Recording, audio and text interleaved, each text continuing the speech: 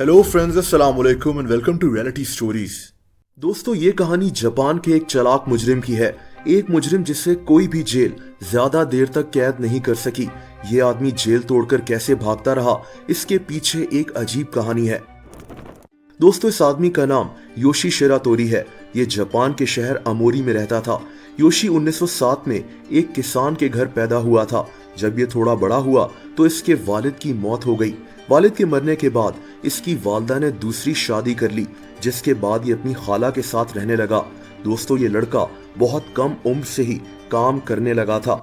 जब ये 18 साल का हुआ तो ये रशिया की एक फिशिंग कंपनी में काम कर रहा था। अपने खराब हालात की वजह से ये हर वक्त परेशान रहता था। वक्त गुजरने के साथ साथ इसने पैसे कमाने के लिए एक गलत रास्ता चुन लिया। ये 1933 की बात है, जब ये चोरों के एक गैंग में शामिल हो गया। उस वक्त इसकी उम्र 26 साल थी। दोस्तों, 3 अप्रैल 1933 की रात को ये इस शहर के एक बिजनेसमैन के घर चोरी कर रहे थे। चोरी करने के दौरान इस गैंग के एक आदमी ने इस बिजनेसमैन के बेटे को कत्ल कर दिया। इस वाकये के बाद योशी पुलिस के हाथों गिरफ्तार हो गया। पुलिस इन्वेस्टिगेशन के दौरान इस आदमी ने चोरी का गुनाह तो कबूल कर लिया, लेकिन ये कत्ल के इल्जाम से इनकार करता रहा।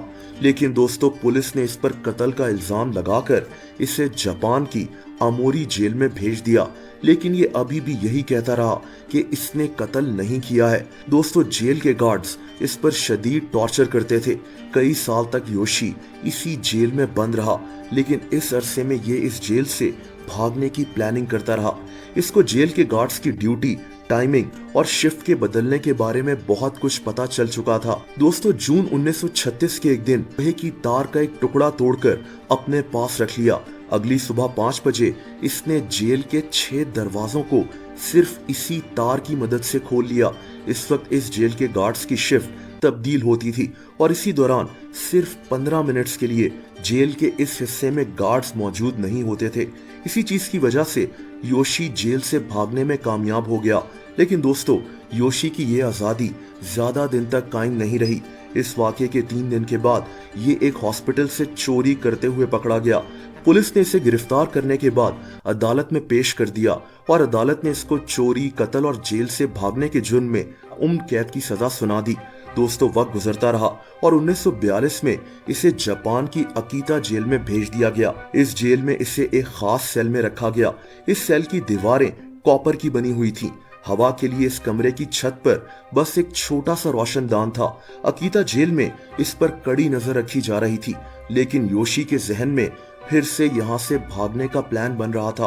दोस्तों, 15 जून 1942 की रात ये इस जेल के रोशनदान को तोड़कर इस जेल से भी भाग निकला। जेल का स्टाफ इस बात से हैरान था कि आखिर ये आदमी दीवार पर कैसे चढ़ा होगा। खैर, 3 महीने के बाद एक दफा फिर से योशी पुलिस के हाथ आ गया।